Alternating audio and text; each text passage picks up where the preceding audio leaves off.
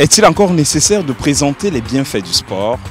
L'activité sportive augmente la confiance en soi et le bien-être. Elle diminue le stress, aide au maintien ou à la perte de poids, augmente le taux de bon cholestérol, diminue les graisses abdominales. En cette période de crise sanitaire, faire le sport est bien, le faire à l'air libre est encore mieux. Ça facilite le sommeil et lutte même contre la dépression. Ils sont nombreux à l'avoir compris et presque chaque matin et soir, ils prennent d'assaut le parcours Vita de Douala, la Mecque du sport de remise en forme dans la métropole économique.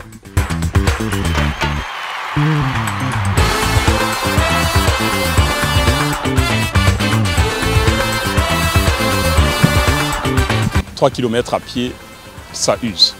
Bonsoir à tous et bienvenue à la saison 3, acte 24 de votre magazine Kick-Off. Mais avant vos rubriques habituelles, on vous propose de boire une gorgée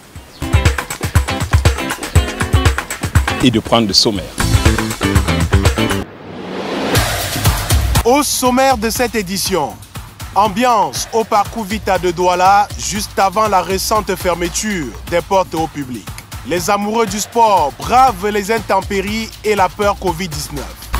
Un œil sur Thierry Félix Bokmis, le lion de basketball, coincé au Cameroun, attend le retour à la normale pour relancer sa carrière.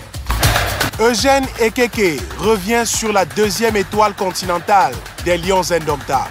La CAN 1988 en mode vintage.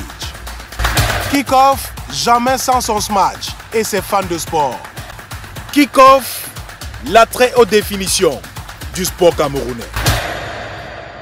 Tiré de la pulpe vierge de nos forêts, Tiof est une dérivée du pur ouate de cellulose, un éco-mouchoir indispensable à l'hygiène qui n'engendre aucune pollution environnementale. Le mouchoir de poche Tiof est un alliage parfait de résistance, de souplesse et de douceur. Nous avons ajouté à son conditionnement une empreinte africaine qui nous ressemble et nous rassemble. Tiof. Fait chez nous, par nous, pour l'Afrique. Kick-Off.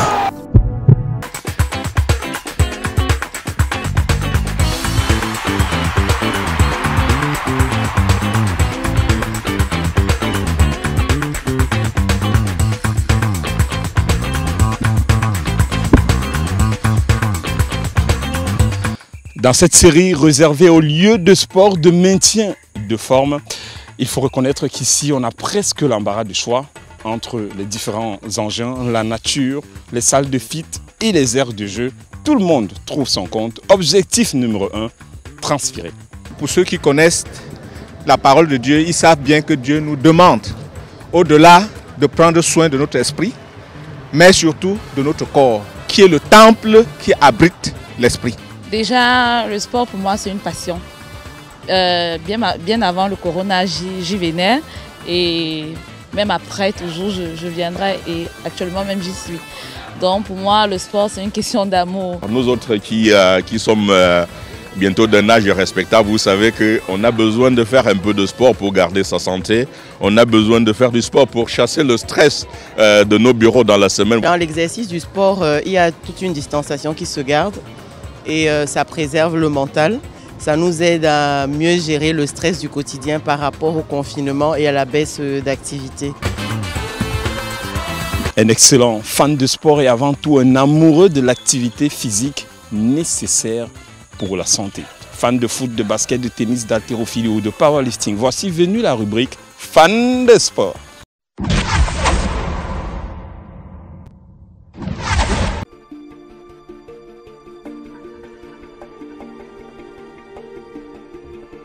Bonjour, je m'appelle Bertrand Defaux, je suis diffuseur.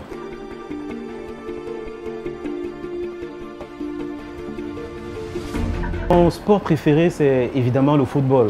Je me suis accroché à ce sport depuis mon enfance. Je me souviens à l'école primaire avec des amis, on avait parié 25 francs pour jouer des comptes. Il fallait arriver jusqu'à 100. Et là, il m'a bouffé. Et depuis ce jour, je me suis dit, il faut que j'y arrive. Et le football est resté dans mon cœur. Mon club préféré, c'est bien évidemment le FC Barcelone. Cette équipe est entrée dans mon cœur dans les années 2000-2003, surtout avec le passage de Samuel Eto'o. Il a fait des choses très merveilleuses dans ce club. Même après le départ de Samuel Eto'o, il y a des grandes stars comme Lionel Messi qui sont restés.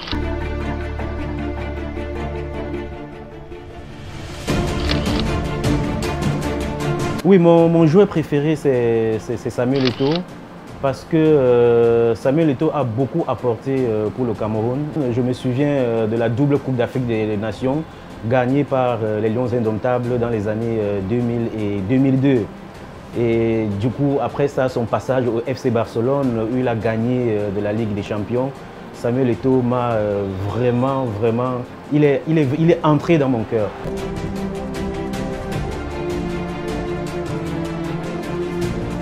Mon souvenir en sport, les Jeux Olympiques de Sydney 2000. Je dois dire que ça m'a vraiment marqué parce que c'était la première fois que je voyais l'équipe nationale du Cameroun à un niveau aussi haut.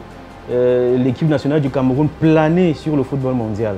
Ce qui m'a vraiment marqué, c'était le but de Modeste Mbami lors, je pense, des quarts de finale du match Cameroun-Brésil. Là, c'était époustouflant.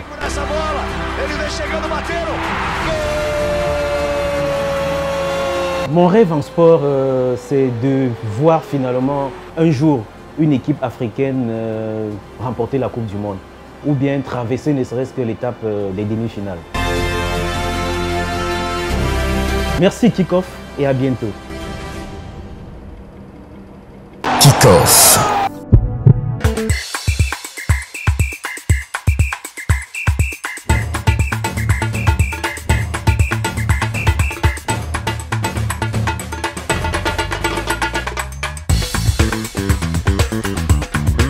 Même quand je rentre d'ici, je continue parfois avec les abdos à la maison.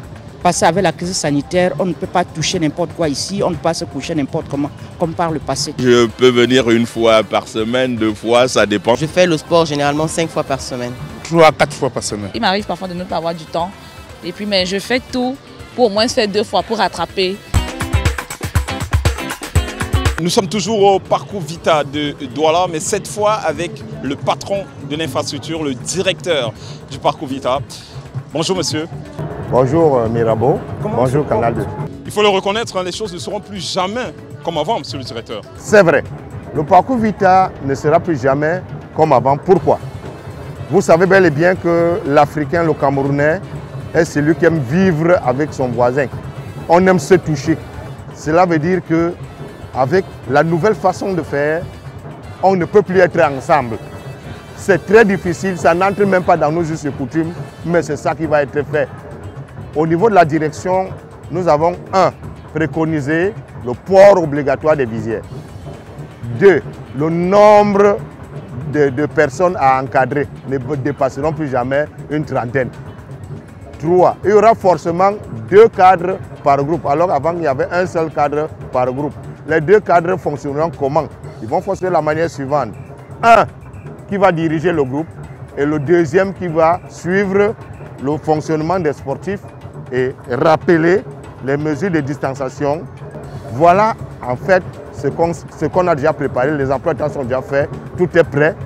Il reste seulement que le pays s'ouvre entièrement, que le Premier ministre donne le là, que notre ministère nous donne le OK pour que les groupes reprennent le fonctionnement. Qu'est-ce que le parcours Vita offre comme infrastructure? Déjà, je vais vous dire qu'on vient au parcours Vita par curiosité et on y reste par conviction. En termes d'offres, nous avons les salles, nous avons l'esplanade où nous faisons presque tout et nous avons notre piste de ventilation qui permet aux sportifs d'arpenter les 3 km. Là, c'est 2 km, c'est médianement avec la boucle, ça fait 3 km. Les 3 km en pleine forêt. Ça vous ressource davantage, vous oxygène, vous donne la capacité de devenir une autre personne au moment où vous sortez. Super. Monsieur le directeur, on a un présent pour vous. C'est un maillot collector de l'émission Kick-Off. On vous l'offre ce matin. Vraiment, c'est un réel plaisir de recevoir ce magnifique cadeau qui va augmenter ma capacité d'intervention sur les sportifs parce que c'est grâce à ça que nous avons un salaire mensuel. Il y a combien de terrains de basketball au Parcours Vita? Nous avons 2 terrains et un en construction qui n'est pas achevé, qui est presque au virage là. Ok, on reste dans le basketball. On parle d'un lion de la balle orange, Félix Thierry Bokmis. Il est coincé au Cameroun depuis plusieurs mois à cause de la crise coronavirus. Félix Thierry Bokmis, c'est l'adresse presque à la perfection. C'est le talent pur. C'est surtout le mental d'acier. Le lion natif de Douala attend juste la fin de la tempête pour décoller à nouveau. L'œil du champion, un document exclusif. Kick-Off.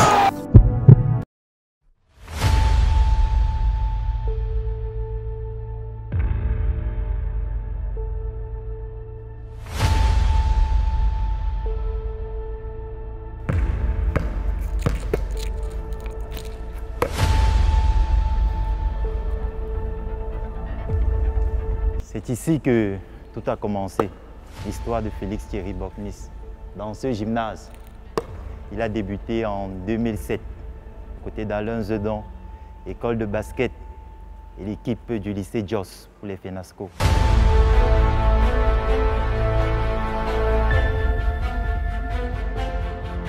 En 2008, on jouait contre Safety et c'était le final.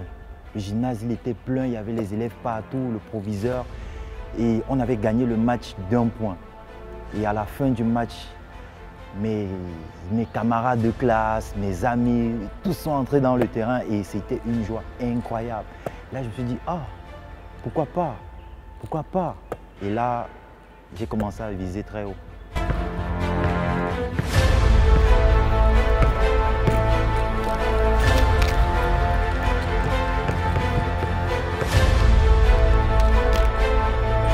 La personne qui a vraiment marqué ma vie, c'est Christian Bayan. C'était en Coupe d'Afrique 2007. Tu vois un Camerounais, un gars qui est dans le même quartier que toi, passer à la télé, jouer une Coupe d'Afrique.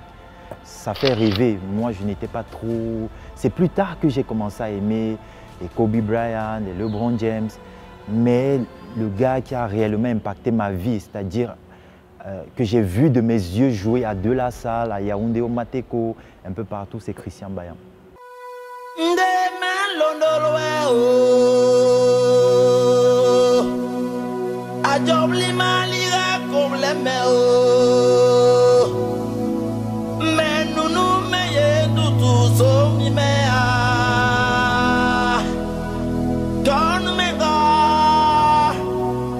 Ces derniers temps, Thierry Bokmis a multiplié les visites à la maison familiale. Eh, Ambomo!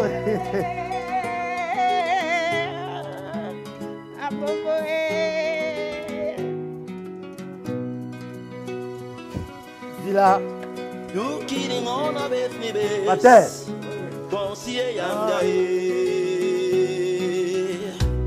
Oh là-haut. Ça va et toi?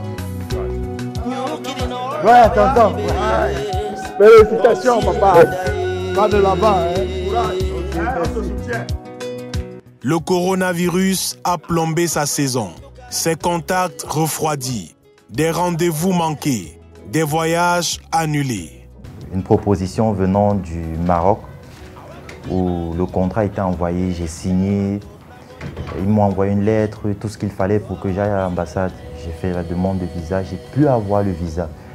Mon départ, il était prévu, je ne me rappelle plus, un mardi.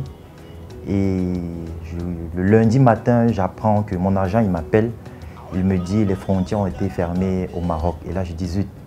Le plus dur était mentalement, puisque j'avais pu faire une préparation physique. J'étais bien, j'étais confiant, content d'aller aider mon nouveau club au Maroc. Et le coronavirus a tout gâté.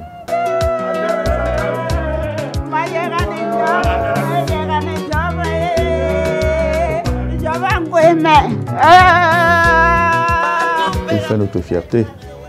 Moi, j'ai été le premier à l'encourager, à le soutenir. D'ailleurs, il est le porte-étendard de notre famille. Hein. Nous comptons sur lui.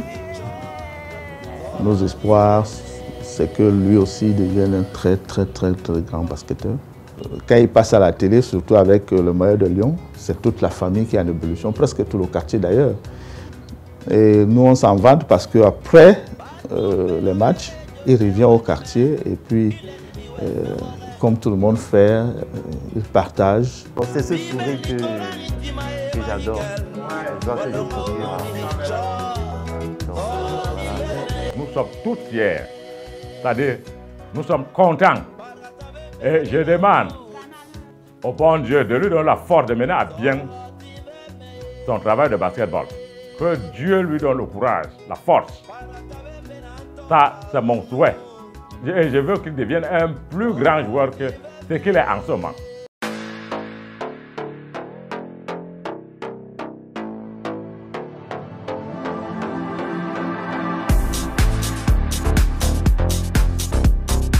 Plus de pression sur le ballon, plus de pression sur le ballon, plus de pression sur le ballon.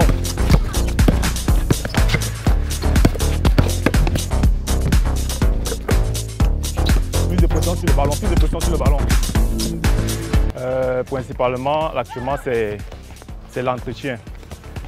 Avec les dates qui ne sont pas arrêtées, c'est très difficile de mettre en place un programme d'entraînement fixe. Donc actuellement, c'est de l'entretien que nous faisons avec lui.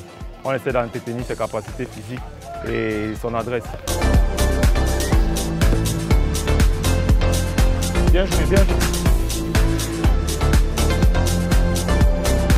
Gagne le corps, go! Good job. Pas de qualité de boxe, mais c'est l'abnégation. Parce que pour être au niveau où il se trouve actuellement, il a fait un gros travail de base. Il avait pratiquement 2 à 3 séances d'entraînement par jour. Là, je parle de la période où il était encore à l'école de basket. Il travaillait énormément, si bien que nous avions la chair de poule à sa place. Et il a pu développer son adresse, qui est pratiquement son fonds de commerce. Mais maintenant, pour essayer de passer à un autre cap, il faut qu'au niveau de la pénétration, qu'il se perfectionne à ce niveau. Et c'est pour ça que nous faisons beaucoup de séances de ball handling avec lui, le maniement de la balle pour les amateurs. Beaucoup pour qu'il maîtrise la balle et qu'il ait une bonne pénétration, une bonne percussion dans les défenses, en plus de son adresse.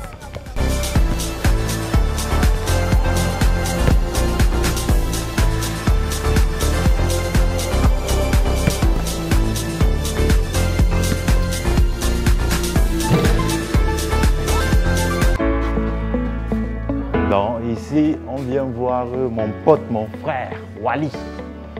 Il va vous parler un peu de moi et de ce qu'on a traversé ensemble. Donc, on va monter un peu.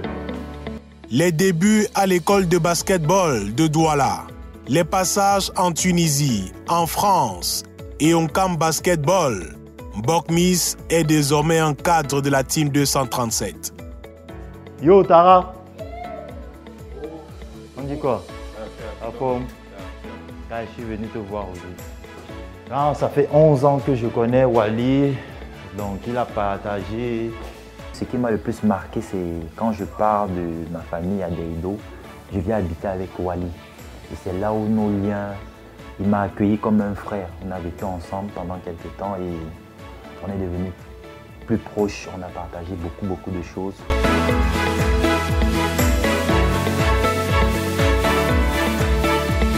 L'afro-basket en Tunisie, c'est, je peux dire, le summum de sa carrière internationale avec les Lions.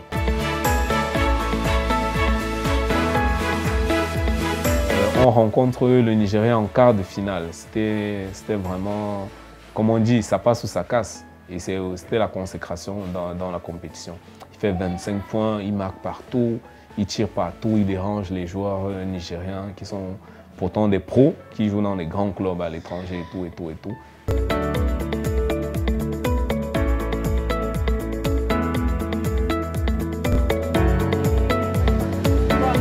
Bonjour la mère, c'est comment? Je voulais les pommes, c'est combien? Le tas, c'est 500. Oui, je veux un tas. Et je veux aussi le piment de 100 francs. Ça m'arrive souvent de faire la cuisine, même pas ça m'arrive, je dois le faire tout le temps. Parce que quand je suis dehors, je vis seul, donc si je ne sais pas faire la cuisine, je me condamne à manger dehors. Aujourd'hui, je vais faire les pommes sautées et demain, je verrai quoi. Entre les pommes, les carottes et les tomates, Thierry doit réussir le parfait mélange et surtout donner une autre saveur à sa carrière. Mais avant, le coronavirus doit baisser la garde et offrir aux Lions de basketball d'autres opportunités. Kick-off.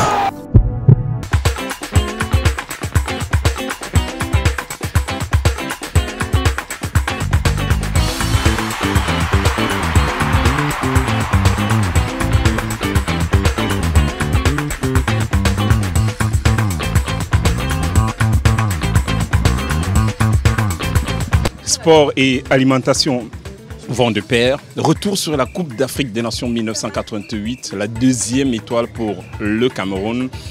4 buts ont suffi aux Lions indomptables pour monter sur le toit de l'Afrique. L'Odyssée 88 racontée par Eugène Ekeke en mode vintage.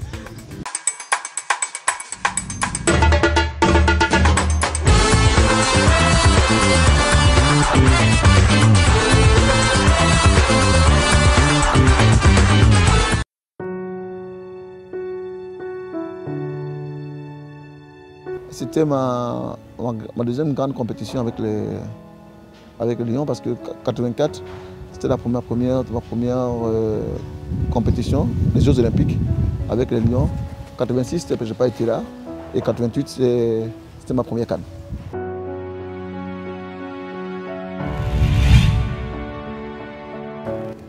Et moi, je me rappelle surtout d'une très très bonne ambiance.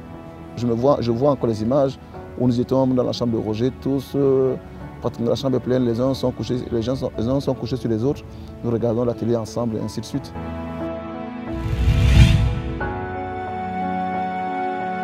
Les Marocains mettent la pression. Et ils mettent la pression et ils engagent même, je dirais, le combat. Et dans le combat, on a été présents. Présents même au point que, je me rappelle, il y a eu un incident. C'est un joueur de Marocain qui est KO. Par Cannabik. Et là, on a fusé même la correctionnelle. Et après, c'est le début du match difficile. Quand on a maîtrisé le Maroc, en quelque sorte, on leur a dit, mais écoutez, petit, vous n'allez pas nous faire peur. Et quand on a gagné ce combat psychologique, je pense que c'est là qu'on a gagné le match.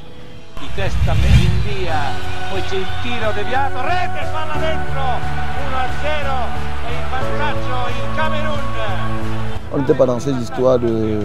Même quand on parle de préparation mystique, non, on n'était pas là-dedans. On n'a jamais vu un marabout dans l'équipe. Mais on avait une force interne. C'était cette approche psychologique du match. Vraiment, on n'avait pas d'appréhension particulière. Parce qu'on avait dans le groupe des joueurs, Roger avait déjà vécu ça. Donc il y avait la petite tension normale, l'excitation d'une finale. Mais non, j'ai pas. La seule chose dont je me rappelle, c'est que j'étais blessé. Et en dépit de ça, Claude m'a quand même mis dans le groupe.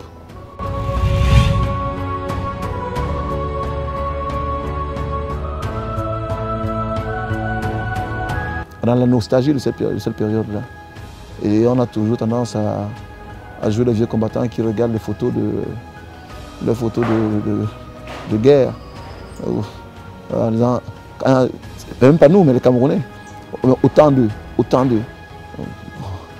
C'est sympathique. Et maintenant, il faut qu'on passe à autre chose.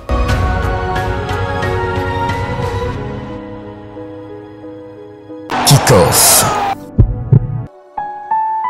Ok, merci. Malheureusement, avec la situation sanitaire, on ne peut plus se faire la bise. Merci. Merci.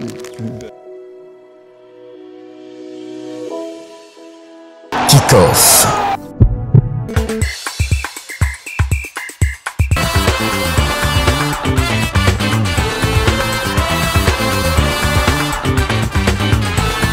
« 24e acte de l'aventure, kick-off, clap de fin, restez vigilants, le coronavirus est toujours aussi violent.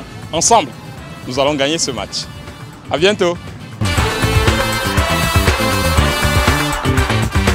Tiré de la pulpe vierge de nos forêts, Tiof est une dérivée du pur ouate de cellulose, un éco-mouchoir indispensable à l'hygiène qui n'engendre aucune pollution environnementale. Le mouchoir de poche Tiof est un alliage parfait de résistance, de souplesse et de douceur. Nous avons ajouté à son conditionnement une empreinte africaine qui nous ressemble et nous rassemble. Tiof. Fait chez nous, parlons pour l'Afrique.